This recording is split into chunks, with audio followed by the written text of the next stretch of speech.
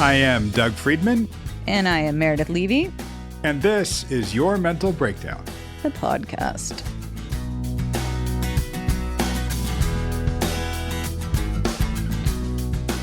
Hi, Dougie.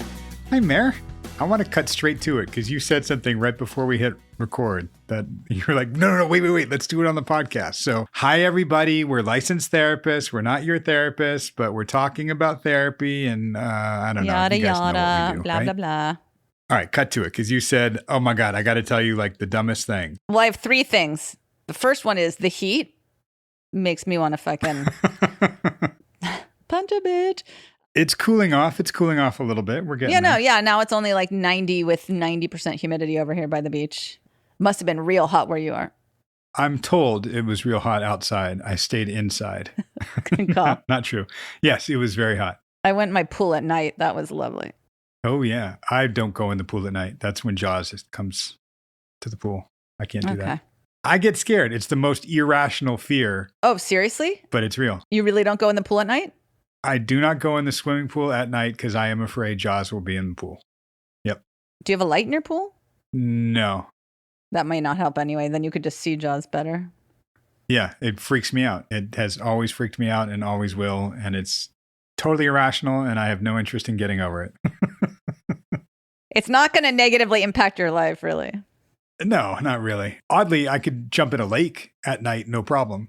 But a swimming pool freaks me out. And at maybe like 8 years old or whatever I was when I was in the height of that fear, I remember having a rational conversation with my dad where he was explaining to me that there's no way that a shark could get into a pool. There's no open link to the ocean. And I said, yeah, well, what about SeaWorld?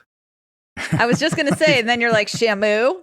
That's right. So no jumping in the pool at night for me, but there are worse things like your other two things. What are your other two things? Okay, we got heat. So remember when we talked about how I couldn't name all the states and I started and I had 6 states and then I got up to 21 and then I just gave up. Well, that was one thing. Apparently. Wait. Time out left field. Was that just one thing you just thought of and now you're over it, now Sorry, we're on to the next? That was bad enough.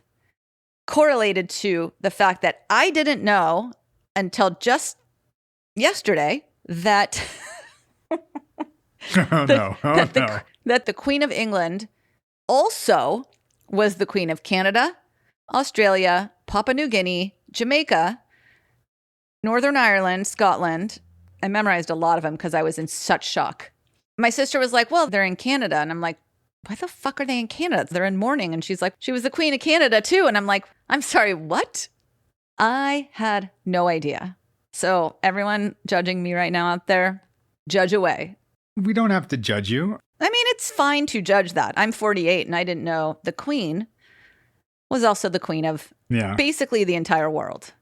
I'm sure there were a lot of things you learned when we were in school together that you didn't retain or didn't realize. I mean, there's some things that I don't either. I didn't retain anything. That's the whole point. Right. Third and final thing. Yeah, I hope you're up in the ante a little bit because these seem very light. This one's pretty good. So I was up in Lake Tahoe in the mountains last week and decided to go mountain biking. I can't mountain bike because I don't have the strength. Do you have a mountain bike? So my sister and brother-in-law, they have electric mountain bikes up there. Electric mountain bikes? Yeah, it's not the kind where you push a button and it just goes. You have to start pedaling and then it like... Oh, wow. Yeah, they're amazing. I decided to go do it.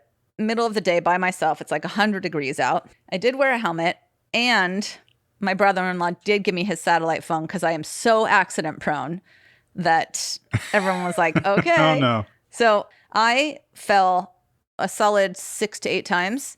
Just ate shit. I had so much fun though, but I just kept falling.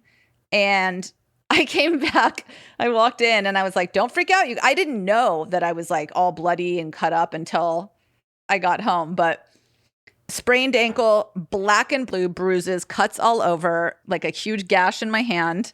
Totally fine though. Totally fine. Were you hurt or was it just all just scratched up and banged up and you were fine? Yeah, it fucking hurt, but I was fine. My bruises hurt, like the cut on my hand hurt, but like I just went and took a shower for a while and I was fine. Like my ankle is kind of swollen and it was like hurt, but whatever. Like I'm like, again, one of those people that's like, all right. Well, good to know. Anyway, those are my antics. All right. Very, very antical. What you got? I got not much. I had my first real COVID exposure. Oof. So I had to take, the PCR test. I home tested negative the whole way through. So I was never contagious. I don't think I had it. I haven't gotten my PCR results yet. You could still get it, right? Right. The home tests only show that you're actively contagious. I don't know. That's all confusing. Yeah. It is all confusing. That's why I never leave the house anymore. It's too fucking Speaking hot. of never leaving the house, Sarah, man, we'll get into it in a minute with her, but there was something we kind of made reference to that I'll tell you guys about. We don't talk about it too much. We hit it a little bit, but we had kind of hit the cult leader, David Berg, who was never caught. And I said something, I don't know if it was earlier on the podcast and Sarah heard it, but she emailed me something just to clarify. She's like, hey, he was never caught. He didn't die in prison. Because I said something about him dying in prison. He didn't. He died on the run. He was never caught, never had to face the consequences for his actions other than being on the run and in hiding all his life. And it was wild. But you'll hear there's a point during the session when you hear me shift very abruptly to that. Mm-hmm. We cut some stuff out earlier where she and I were talking about it. But when I made the shift, and I'll even tell you why during the session that I made the shift. I wanted to stay with something and move towards something with her. But the reference I make to her emailing me was us talking about David Berg never getting caught and her feelings of anger and powerlessness. Right, because she had listened to our episode. Got it. Yeah, which at this point was a while back because we're back now. We're kind of coming at you guys more regularly. Yay. But yeah. Which is nice. I've missed this. I missed recording with you, Meredith. I do too. And every time then we get on, I'm like, oh, Dougie. And I just want to talk for hours. Oh, it's funny. Every time we get on, I think, God, will this ever end? Can we just stop already? No. Not true. Yeah, we talk for like an hour before we record and then sometimes an hour afterwards. And then you're late for dinner with your sister. I know. Sorry, sister. Dowie. Okay, so yeah, let's listen. Let's get on it. Let's do it. Bring it on. Brought to you by nothing because we don't have sponsors. But if you want, you can sponsor us on Patreon. You can go check us out there. You can rate us, review us, follow us, watch Meredith on video, revealing her secrets. And we'll break this down in a little bit. Okay, bye. Bye.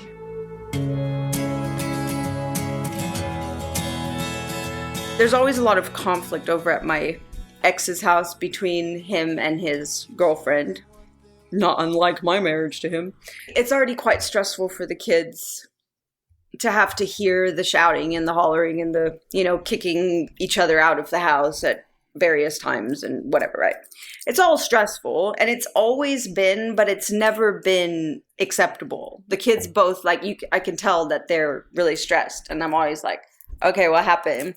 Well, day before yesterday, the kids were with their dad and his girlfriend, came home drunk and just laid into my daughter. My daughter is very, what would you call it? She's very woke.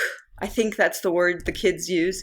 It's always how I've raised them. I grew up overseas. I grew up with a lot less stigma surrounding race and gender and sexual preference. It just was never like a thing for me. So I raised my kids the same way.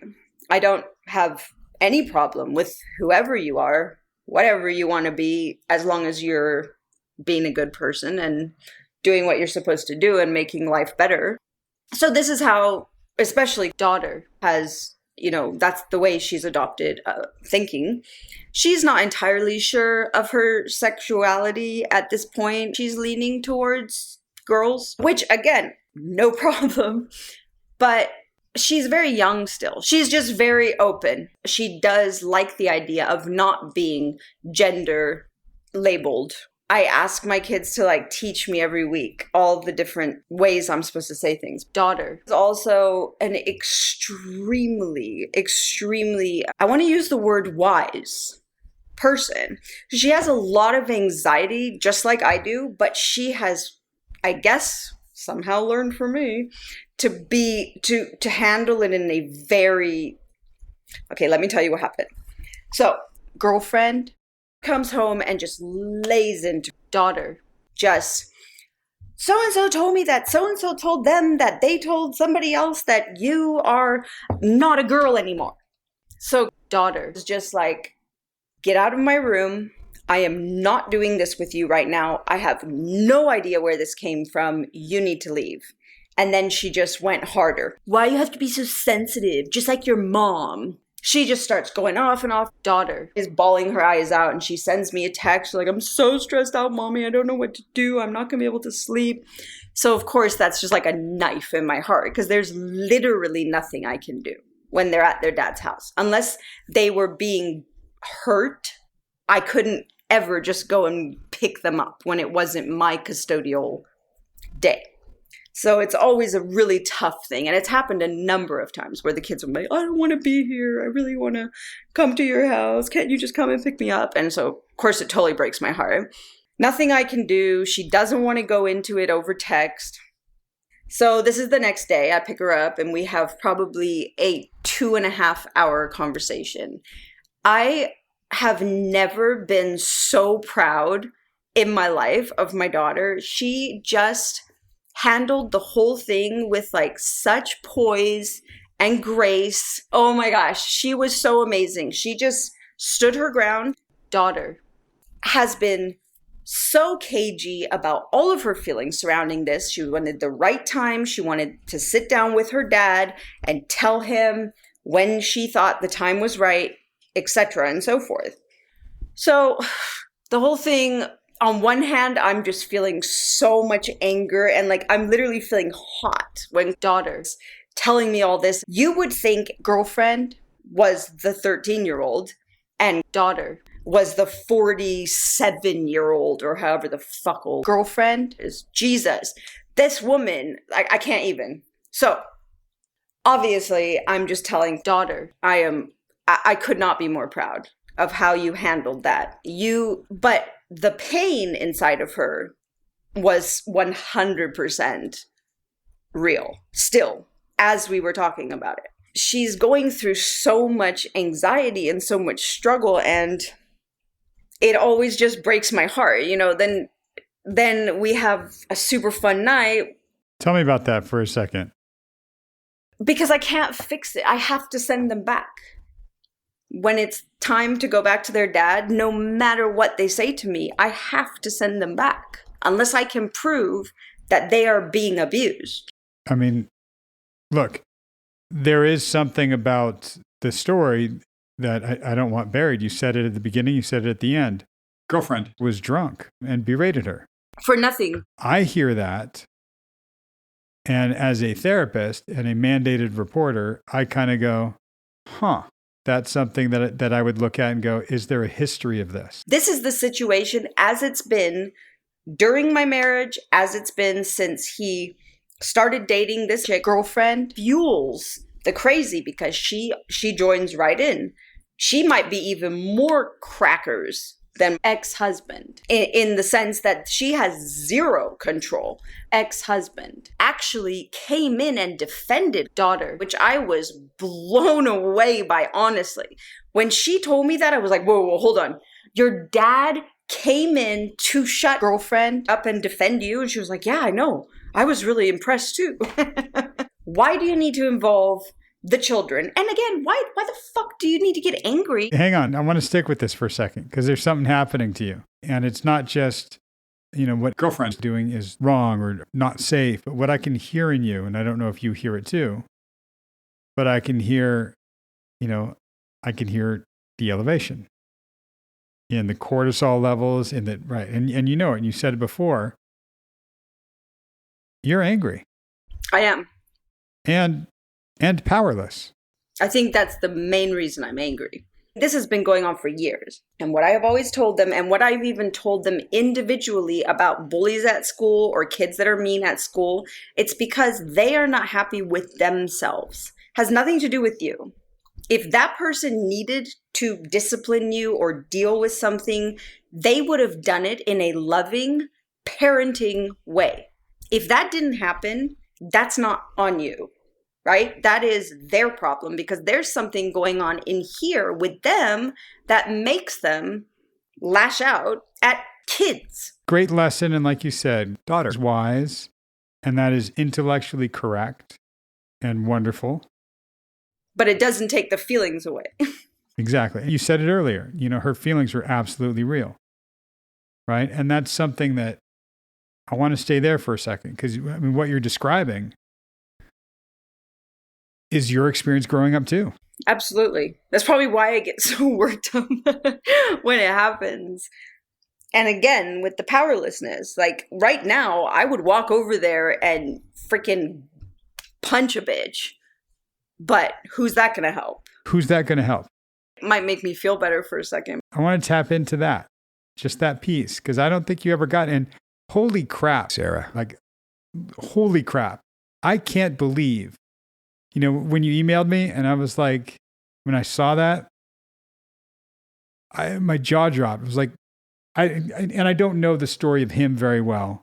Yeah, and I apologize. I was like, okay, I need to text Doug now. Why are you apologizing? Well, because I meant to tell you as soon as I listened to it, and then forgetful brain kicked in. No worries. Geez.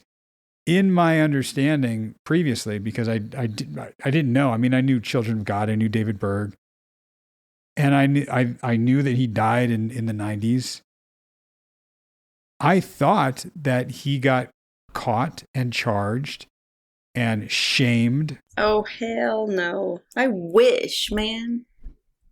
That dude was in hiding and on the run since the 70s.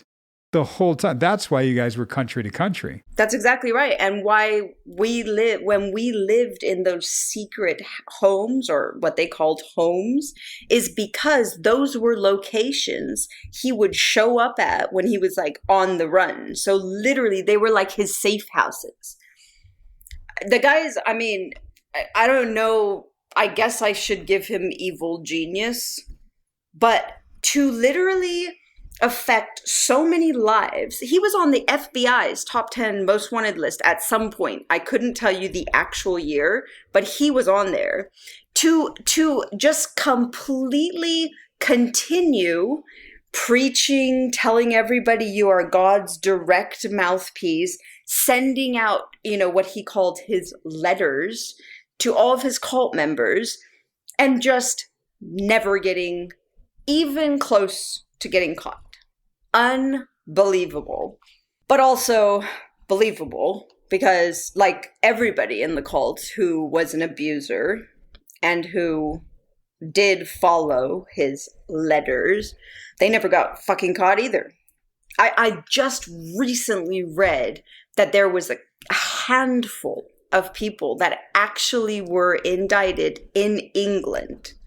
They threw out the statute of limitations and indicted like 2 men that were like had a history of like severe mental, emotional, sexual, physical abuse to none less than their children. Yeah, and that's something, God, it sickened me when I read that. I think I even wrote that back to you. Like, yeah, that sickens you me, did. like, right? Yeah. Yeah, it really does, because it's one thing to an evil genius, whatever, and you could say all that stuff. And Charles Manson was in that league of evil genius and cult leaders. But he got caught. And he, exactly. All of them did eventually.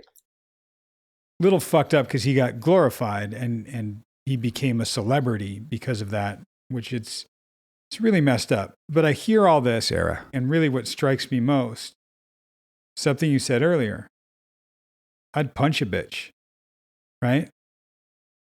What good would that do? Well, it would feel good for a minute. But ultimately, it would ruin my life. And you won't do it. But what it highlights, and I can hear it, I can hear the anger coming out. We'll still talk about daughter and girlfriend. We'll deal with that for sure. I know, this is my therapy session. I know. Exactly. And what it's bringing up is this state that you go in, there's I would say at least 3 facets to it. One is it becomes survival. How do I get through it? It's that, almost that trauma response. Oh, I recognize this. Okay, I need to go into this. I need to make sure this is okay and everybody's got to be okay. It's protective. How do I protect daughter? And then there's the part that's the powerlessness. And that leads to the anger. And that festers and grows. Yeah, you nailed it. 100%. When it comes to my kids, the anger part it's connected, I think, to the powerlessness. When it's my trauma or my abuse, the anger part is just anger. Sure, there's powerlessness before, but right now I could go punch a bitch. Not her, but somebody who fucking abused me as a child. I could technically do that and nothing would happen. Have you ever gotten to punch a bitch? No, I would never. Doug, what do you think I am? Figuratively. Have you ever gotten to figuratively punch a bitch? No, I really haven't. Okay, hold on to that. You really haven't. There hasn't been any justice in at that all, sense. no. There hasn't been any outlet for the anger, for the abuse, for the trauma. And you can convince yourself quite well, and you're not entirely wrong, that being uber protective of daughter, of your siblings, is a way to have some power, to have some protection. That's mama bear. You go mama bear. Yeah, I do. The way you parent your kids is the way you didn't get parented. Oh, yeah. You're doing something incredibly nurturing and protective and wonderful in a sense. Even to be able to say, oh man, hearing that gets me so angry, I just want to go over there and punch a bitch. Nobody got to say that to you, but you said that in your way to all of your siblings, and you did that. But what about you? Yeah, no. I've never been confronted with my abusers because I left so young and I kind of just completely withdrew from everybody. Anyone who I would hold responsible for my abuse besides my stepdad, I've not been reintroduced. I haven't been around those. You haven't had the opportunity to confront a the abuse. Okay. I will say that it confronts you nearly every day. 100%. That's why I'm here. The effects of it, it's not about blaming anybody. We can, in your case, for sure. Absolutely. And that will take us down a path of vengeance, justice. For you, there's something in this where the abuse does confront you every day. And it's not about confronting the abuser or abusers. It's about acknowledging that, yeah, you're facing it every day. And metaphorically, figuratively, punching a bitch. Or wanting to. It's not necessarily the actual person. It's the experience that you went through. Interesting. If we kind of look at it as, I want to figuratively punch any abuse, any mistreatment that dog experiences. Absolutely. Right. Now apply that to you. It's a whole other drawer, Doug.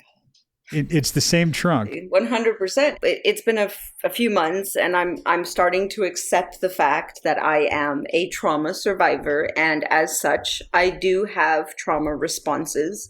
I told you when you first started saying that to me, it gave me so much anxiety. At first, I felt like I would be admitting that I was broken, or like something, and I'm fucking not. I am. I'm starting to accept this, but I do see what you did there and how you sort of tied that all together, and I think that that's actually hugely impactful because, like you said, if I had not suffered my own realm of abuse that I couldn't control or a situation I literally couldn't get out of, like my kids when they're at their dad's house, it's literally helpless. They have to just sit there and endure. And again, they are the most privileged children. Okay, so they have two, a crappy stepmom and a... No. I'm just That's saying not what we're they're talking not about, like these horribly abused kids that I'm like super worried about. They live in a fucking mansion. Doesn't matter. Okay, fine. So Doesn't matter. my point is that, yes, had I not experienced my own element of all of this, I may not have as strong a reaction to daughter's situation as I am having. I'm assuming that other parents would be like, yeah, she's a little odd, pass over it. But to me, You're not other parents. You are her parent. And as such, what you witnessed and what you experienced triggered something huge in you. it always does. This is how I taught myself to deal with trauma, is it's a life lesson. I even quoted you to her last night. I was like, daughter, that is girlfriend. You need to give it back to her. That had nothing to do with you. I'm like, I'm working on this with my therapist for the last however many months, that you need to stop and think, what is happening here? And is it mine? Like, is it something I need to take to heart? Is it a life lesson, or is it just somebody else's shit? I think you actually do a good job of this, where you acknowledge and validate what she is feeling. Like, what she's feeling is valid. And I know what she's feeling too, because I swear to God, I have the exact same emotional reactions. Yes. And that's, I think, such a gift in this case. It's horrible. It also makes you much more empathetic, compassionate, and allows to relate to you even better. That's why when I said to you, oh yeah, read where the red fern grows again and cry, and go into her room crying. Having that emotion, having that, like, being able to relate to that, you can give her the life lessons, but giving her the validation for what she's feeling. Absolutely. You already see it. She's already protecting. She's already doing the mama bear. Oh my gosh, she's so protective. She's so protective of her brother. Who does that sound like? I know. Bless her heart. And bless yours. You're seeing this in her. You're seeing you. And I will stop you before you say, yeah, all of my worst characteristics. No, we're talking about some of your best survival mechanisms and some of the ways you were able to get through something. And what a gift that Dot doesn't have to just get through and survive. She can connect with you and she can feel these things. You didn't get to do that. You are able to parent daughter in a way that you didn't get parented. It's something that you're doing for her, and it's healing for you. Yes, I was just going to say that. And for me, is the best part of my life is my relationship with my daughter. It's just so amazing to be able to bond in a way that is not forced. Every time I hang out with her, it makes me so happy. Like, obviously, I feel all her pain and I want to fix it and I know I can't. So there's that whole cloud, which is what we're talking about. But then there's just the beautiful life, that I get to have with my daughter, which is so amazing. That is why I left ex-husband. What is? The warmth and the love of a solid family unit. Money, yes. Oh my God, I would love it. But I would much rather live here in a loving relationship with my two beautiful, wonderful children with no screaming, no hollering, no fighting, none of that shit. If I had to make a choice, that would be it. And I did have to make a choice. And that was it. I left him. That was my life. That was where I was heading with him. I couldn't stand the anger and the ugh. Yeah, I can't even. I hate it so much, Doug. I can't even tell you. Any kind of discord between family members that's so intense. There's an entire, again, element of my life that is still completely powerless. But what I do have the power over is to remind my children, this is not how it should be. It should be peaceful and loving. And if you have issues, then you should talk about them. You should, use your words. This is what I've taught them since they were little. Where's that peaceful and loving and talking about things? Our family unit. Yeah. Yeah. And I want to highlight that because that's what you've created. Look, validating your anger, frustration, powerlessness. Absolutely. We talked about what daughter was going through, how you can relate to that, how it relates to what you've gone through. Right? And the resilience and the strength. If I say that to you, you're just going to go, yeah, I know. Yeah. You know me so well. I also know that what you've worked really, really hard to create is something that your kids recognize. I wonder if you can recognize it. And it's not like I haven't worked for it. I mean, granted, I got lucky with boyfriend because he's like the easiest, sweetest person. I almost never have a... Yeah. You didn't. You didn't just get lucky with him. You attracted that. You left ex-husband and what that relationship was like. And then learned who I was. Then I met boyfriend. There's parts to, I got to work on myself and know who I am. Then I could find that. You weren't just lucky. You carefully curated this. 100% agree with that. And I am proud of the work I did in that time of being single, that I was in a place that I was able to attract somebody who was so genuine and so kind and so honest and just loving. That had never been my experience. You know how they say we marry our fathers? I honestly think I literally went through a series of my stepdad and other fucktards from my life with all my boyfriends leading up to boyfriend. And there's always an element when you realize, oh, fuck, I'm in another freaking bad relationship. Are you kidding me right now? That you just think, what the hell is wrong with me? And my solution was, well, it's because I don't know any fucking better. I don't think I should be treated better, clearly, because I keep going back to the same shit. I don't have any kind of standard or this is how I want my life to be. So why isn't it that way? And I felt that was on me. It had to be on me. Who else was the common denominator with all these shitty boyfriends and husband, right? It was me. We'll look at those patterns for sure. And I think, again, that idea of what you created, the warm and loving household where you can talk about things as they come up. So that warm and loving house that you're providing, where there's no yelling, you can talk about things, you can process things, that you worked very, very hard to cultivate. Who are you providing this for? Kids. I know the answer should be me. And I think on some level it started that way because I was about to have a nervous breakdown. But I've maintained, and I would even go as far as taught anybody who walks into my house how we behave in this house. And it started out because my kids were going through so much and the yelling and the fighting and the crazy that I literally ran away with them from their father to avoid. Now it's back. And I'm not even there to protect them now.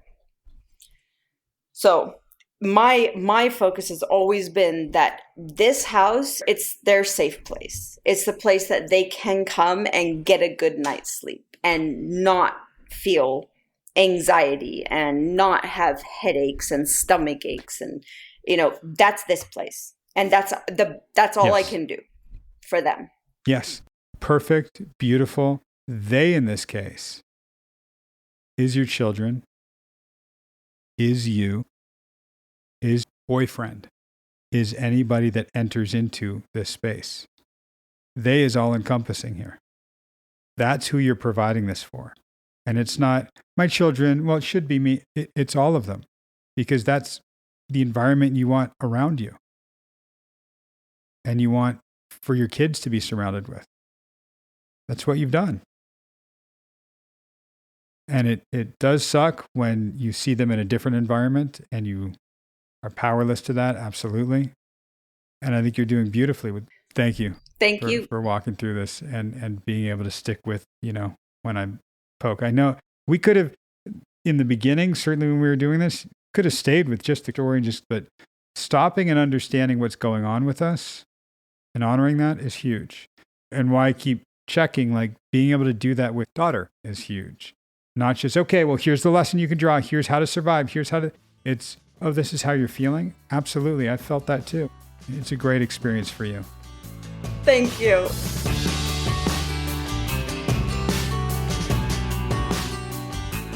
And we're back. We sure are. That was one of my favorite sessions, I think. Really? I mean, I like them all, but just for a very different reason. Her general persona and being was so different. Her tone, her vocabulary, her intonation, her enunciation. I'm just going to throw out a few of the things she said when she was talking about saying to you that David Berg, that you thought he'd been caught or whatever. And she was like, oh, hell no. Like when she said that, like that. Obviously, I'll punch a bitch, said that many times, which fucking made me laugh every time. I thought you'd like that one. Just like, that's a whole other drawer, Doug. She seemed more relaxed. And I want to say it was the topic that you guys were talking about, but I think it's that combined with, you know what? Was she vaping? I don't know, because I don't remember when we just heard this back. I didn't hear it. I didn't hear it either. That's interesting. Yeah, she doesn't always. And sometimes she'll just hold it, but she won't actually hit it. But you're right. She was in a flow and it was really cool. I kind of prefaced this in the intro where I said I shifted gears with her because I wanted to pull her out of content and into process.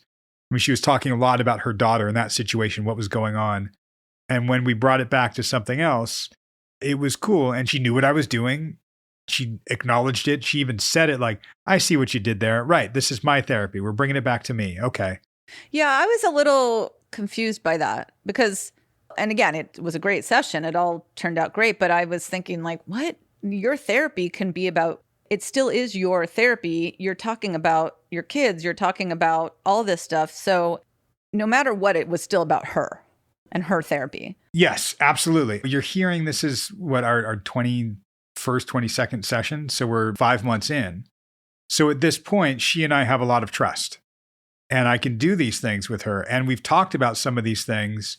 So when I kind of shifted to have it be more about her, and there's something that you and I, Mare, have talked about, and she and I have hit, which is getting to the emotion, not just intellectualizing something. So for her, I could hear her talking emotionally and seeing the emotion objectively when she was talking about her daughter. And that's why I wanted to kind of go, okay, let's bring it to you. Okay, let's explore the emotion. I hear the anger. Let's go there. So it's still, yes, it is about her. But one of the things we're working on is make it personal, make it emotional. Let's go there. Don't just be intellectual. Don't just be in that same mama bear mode that you go into. Let's go into what you're feeling. And that's when I did shift her and talk about Berg and the cult and the powerlessness. That was, I think, a big shift for her because she got to personalize it. I think what I really kept coming back to and had a hard time not focusing on was, so the daughter and the way that the drunk dad's girlfriend was being emotionally abusive to her and saying horrible things. And then later on, Sarah says, obviously, if I didn't have the trauma and the experience I did, I wouldn't have this reaction. It's not like they're getting horribly abused or anything. And they're so privileged. And I was like, oh, hell no. What? No. Don't do that. Being privileged has nothing to do. And they are like, that's not okay. I still don't understand why she couldn't go rip her daughter out of that house. I would have done that. I say that. I know I don't have the same. I know I don't. I don't have the same situation like with the ex-husband and whatever, but I would certainly say this is grounds for, like, she's getting close. So a couple things here. First and foremost, I know she's a great mom. Let's bring it back to you, Meredith. This is your session here. I'm not even doubting like she down. Didn't do enough or whatever. Like, I totally get it. Yeah, and I don't hear that from you. But just to be absolutely clear, when she said that the dad's girlfriend laid into my daughter, That was not physical. Oh, of That course. was I know. just, Yeah. Right. So the other thing to note is the ex-husband has a lot of money and a lot of money in his family and several lawyers, not just one lawyer that he works with. He's got a team of lawyers. So it's the kind of situation where if Sarah went over there and grabbed her kid and came home, now she's going to look like the one that flipped out or that had a problem. It will get turned against her. In a black and white world of law, she should, quote unquote, be able to, but because of the situation, she has to walk a very fine line. I get that. Totally makes sense. Right. Well, I said emotional abuse, and I guess abuse is such a thrown around word, but I really do think I stick to that. That's part of why I shifted her, because she's seeing the emotional abuse and she's seeing that protective instinct. And that's why I really wanted to bring it back to her. And her saying, like you just pointed out, Mare, when she said like, well, they're not these horribly abused kids, they're in this mansion. And I just kept saying, doesn't matter. It doesn't matter. And she's like, well, okay, fine. This. I'm like, all right. That's a big thing right there. Totally. But of course, after her abuse and what she saw, comparatively speaking, and I had to remind myself, her kids don't know, right? No. At this point, they don't know. And there's something about how she responds to things and how she was seeing her daughter. And she was like, oh, she handles it with such grace and she's great. And I could tell she was getting emotional about it, but she still needs to get the life lesson here. And it was cool that she was like, that's the girlfriend's shit. You don't need to take that on. That's hers. It's like, I was channeling you, Doug. I'm like, that's great. And what I could hear is it's cool that she was validating the emotions, but she was quickly trying to go to, here's how I handled it. Here's how I handled it when I had those emotional reactions. And that's partly where I wanted to bring it back to her. Because I'm like, right, but I don't want to go to the handle. I want to go to the emotion. Yeah. And I think, though, whether it's a life lesson or is it someone else's shit? I mean, first of all, of course, it can be both, right? And second of all, I think, how old is her daughter? 13? No, less at this point. I think 11 or 12. This is the dad's girlfriend shit. And it's so not okay that this shit's being put on her. Like, as a kid, nobody's shit really should be put on you like that. So I think when we're talking about something as adults, that's her shit. And when it's a kid and a kid also, but when it's an adult and a kid, I just feel like it's not one of those things where you just say like, hey, that's her shit. This doesn't have to do with you. Theoretically, yes, but I'm just wondering how the kid is supposed to, what are they supposed to do with that? Right. And that's what I was saying to Sarah, like, well, you're able to parent her in a way you didn't get parented. So how do you really want to do it? You were told pretty much nothing. You were shut out. You didn't get any of that. So what do you want to do? How do you want to do it? And talking about like, I feel her pain and I want to fix it and I know I can and this and that. Like, okay. And she even like went into, that's why I left him. Like, I don't like that. I'd rather have the warmth of a family and this and that. And like, that's really cool. I even could see in something I highlighted later, like, it's great that she's acknowledging what she's created, the household that she's created. And I think she even said something about, I got lucky. No, you didn't get lucky. You were very protective. You crafted this. You curated this. It's what you built. And you should be proud of that. Yeah, no, she was unlucky as hell that she was in fucking that cult. That was unlucky. But what she created that's not luck. Not at all. And it's wonderful. And I loved her talking about it being peaceful and loving. Like, great. And I don't want to just look at that. I really wanted to hit that emotion because there was the shift in her tone, which you definitely heard. What emotion did you want to get to? Whatever she felt. I mean, clearly there was anger, and it's something that I kind of hit with her with the powerlessness. Just feeling that. I wanted her to be able to express and walk through it because she never really got to. For me, I often say, you and I, Mare, disagree on this, and that's cool. We can duke it out later. I say that anger is a secondary emotion. There's almost always something underneath it. So I wanted to get underneath the anger. I also wanted to just allow her to be angry. And that's when she was like, oh my God, I would just punch a bitch. I'm like, yeah. Have you ever gotten to? Yeah. Have you ever gotten to? She's like, Doug, and I look at me or whatever. Right. You know me. I would never. Right. And I was thinking to myself, God, Like, I haven't punched a bitch since my 20s. I was like, oh, yeah. It feels good. She Right? needs to start Right? boxing. Right? Yeah. Yep. And that's something we've talked about. I've said to her, like, scream into a pillow or get a punching bag or something like that. Right? Because that idea of I've never been able to punch a bitch. Yeah, there's no justice, she said. No, and there's no outlet for it. So she's walking around with this anger. I mean, here we are talking about her daughter. And like I said, there's three feelings that I heard: the survival and trauma response, and that protective nature that she goes into, and the powerlessness. And that powerlessness is, I don't know if she said it or I said it, but it grows, it festers, and we got to do something with that. And feel your power sometimes means we got to feel the anger. So I wanted that. Yeah, it's heartbreaking. Yeah, it is. She was like, all the other fucktards in my life. I was like, yeah. Such a good one.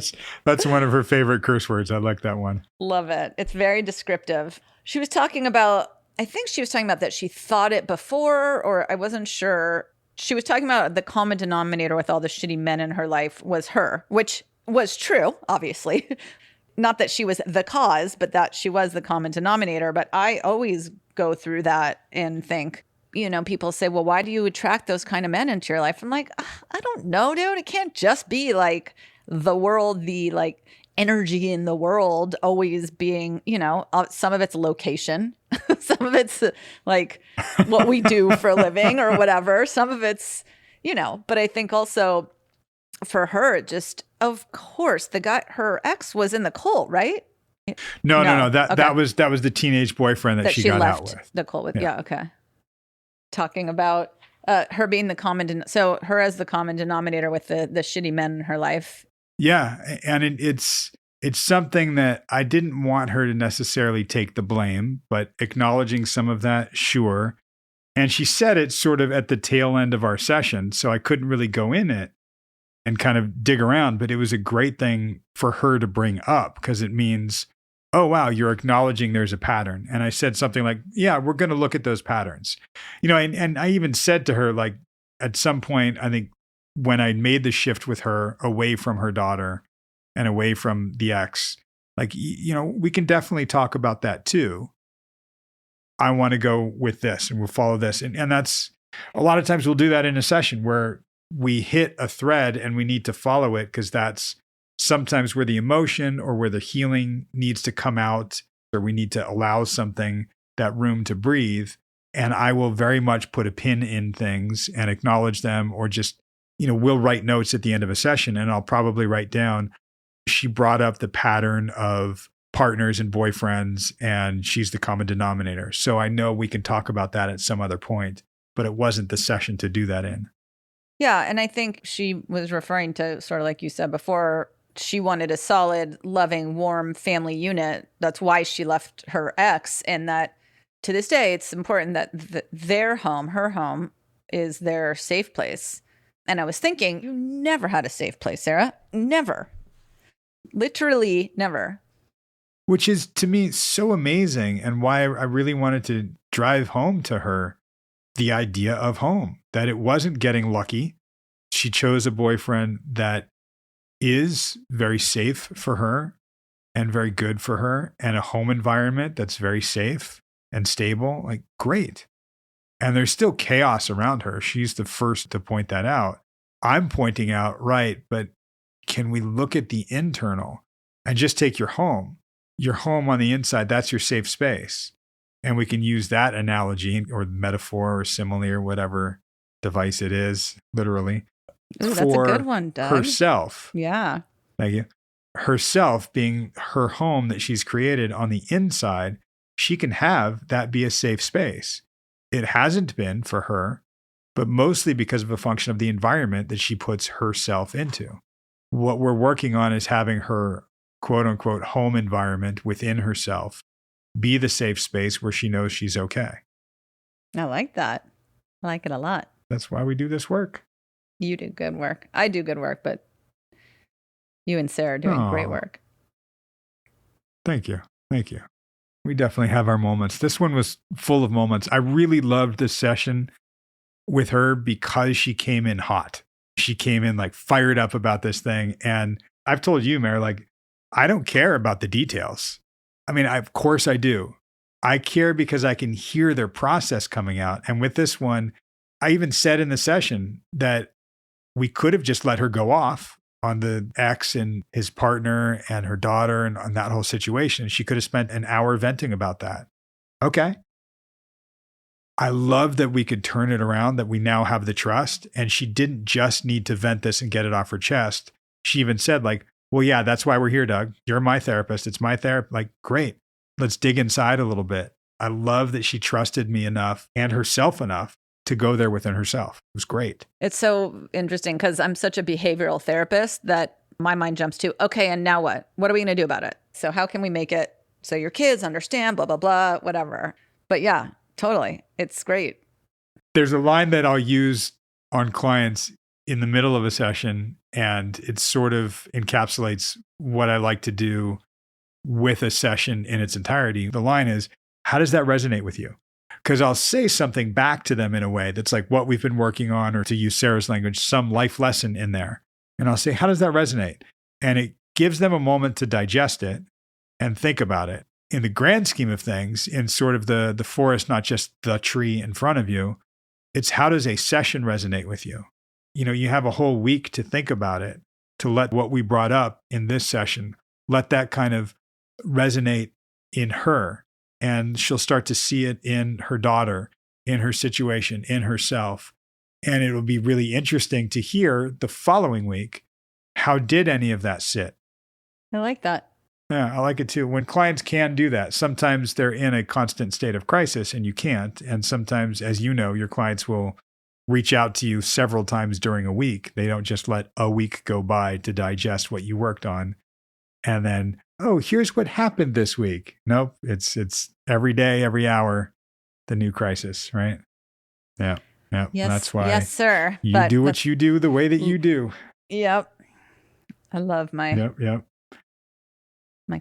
Yep. And we will be back doing stuff with you guys with Sarah in a couple of weeks. You'll get to hear how it did resonate and how it sinks in, and let us know how this resonates with you guys. I mean, part of why we do this is to hear how you take some of this stuff and how you use it for your lives. So feel free to hit us up on social media. We're on all the, I don't know, what are they? All the social media outlets. We're on the platforms, Instagram, maybe all the platforms. There you go. Instagram. That's what they're called. The TikTok, the Facebook, the Apple. I guess we're on the Twitter, Music. but we're not really on there that much. No, we're not. Are we? Not really. You can hit us up on the social media platforms. You can join the Patreon, chat with us on there. We're getting a little more active on there now that we're back. And you can email us at info@yourmentalbreakdown.com. And you can definitely come on back and listen to us in a couple weeks because we love talking at you. Yay. Right, Mare? Right, Dougie. A little more enthusiasm. Do it again with a little more enthusiasm. Right, yes, Mare? Dougie. Right, Dougie. Yay. I love you. I love you too. Bye. All right, guys. We'll talk to you soon. Bye.